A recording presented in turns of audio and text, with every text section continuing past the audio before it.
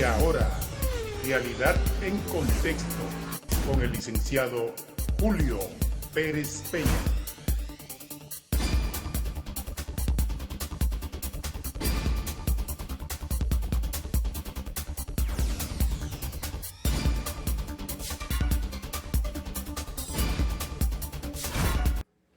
Saludamos a los amigos televidentes que nos sintonizan en el país, la región y el mundo a través de Boreal Televisión. Realidad en Contexto, a partir de ahora, damos gracias a Dios por permitirnos estar aquí una vez más. Realidad en Contexto, hoy con la presencia del doctor José Rafael Cerda, después de prácticamente más de un mes fuera del programa. Buenas noches, doctor.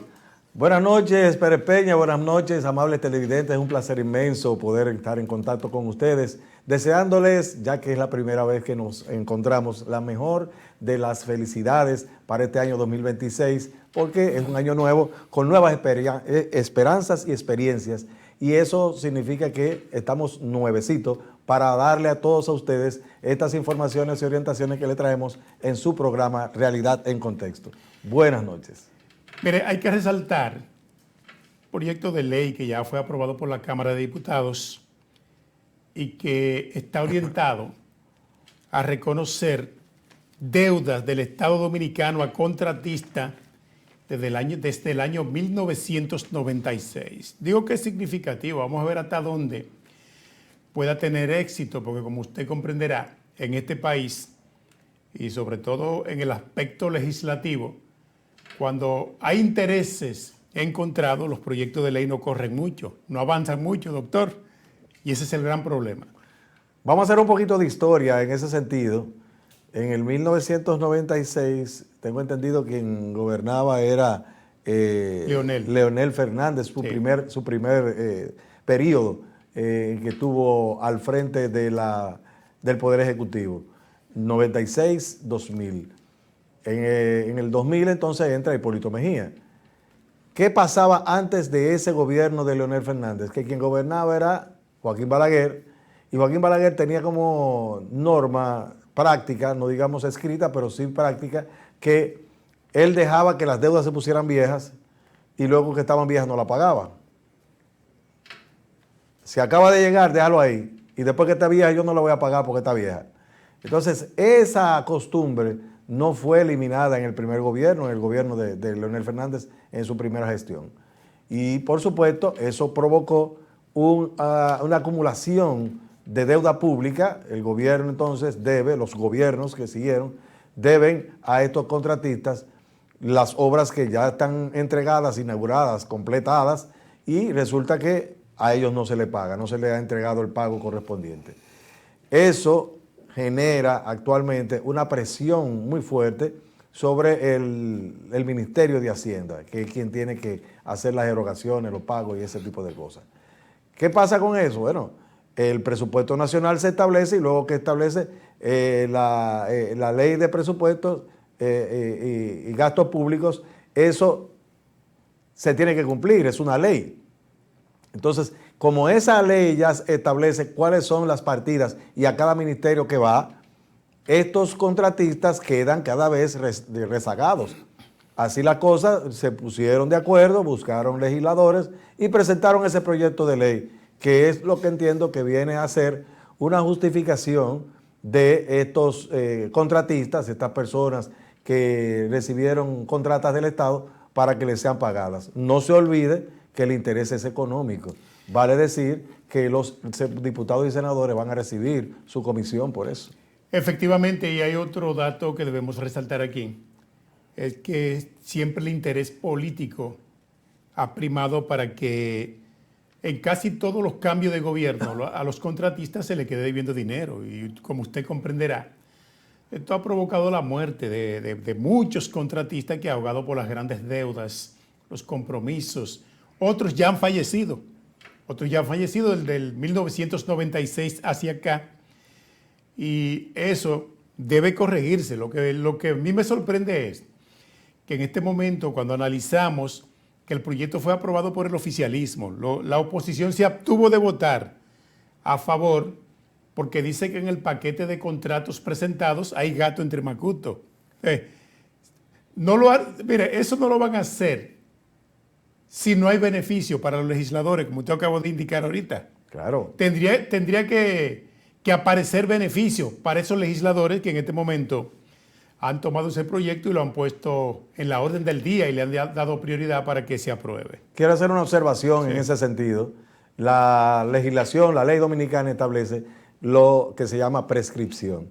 Y estas deudas, estamos hablando de 1996, estamos hablando de 30 años al 2026. 30 años. Quiere decir que han sobrepasado los 20 años que era el tiempo reglamentario para hacer cualquier reclamación civil, en este caso de una deuda que a ellos pues le está comprometida, el Estado está comprometido a pagar esa deuda. Entonces, con esta ley van a, digamos, alargar ese proceso de prescripción, porque obviamente el Estado pudiera decir válidamente que ya al no haberle pagado y había transcurrido más de 20 años de la contratación, pues sencillamente no le deben.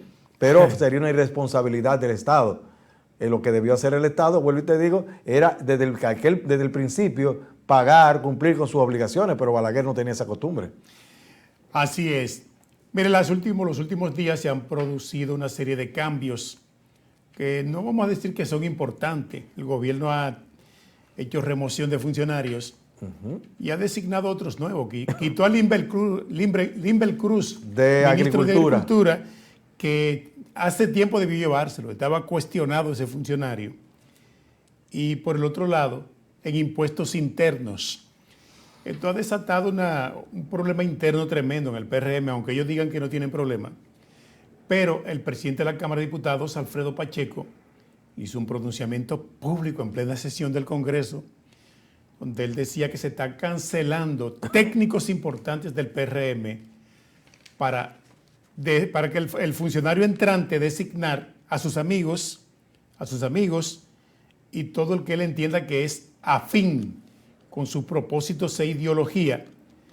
Y esto sienta un mal precedente, doctor. Esto va a sentar un mal precedente porque el PRM, que tiene una militancia, una base, una dirigencia media y dirigente emblemático que durante los primeros 4 años de Luis Abinader, más lo que lleva este gobierno, que ya agosto completaría los 2 primeros años de este segundo periodo presidencial, hay un reclamo colectivo. Ya hay un comunicador de este país que dijo que los PRMistas y un perro son los que más se parecen.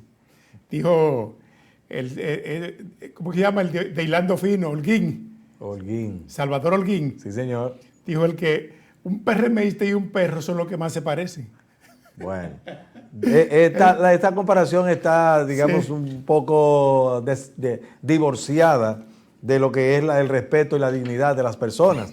Porque comparar a una persona, PRDista o quien fuera, con un animal como un perro, pues bien. Ahora, es que lo han tratado muy mal a las bases y por eso es que él se refiere, me imagino, en esas condiciones tan deplorables de seres humanos. Claro, vuelvo y digo, es impropio, completamente impropio. Pero pasa algo.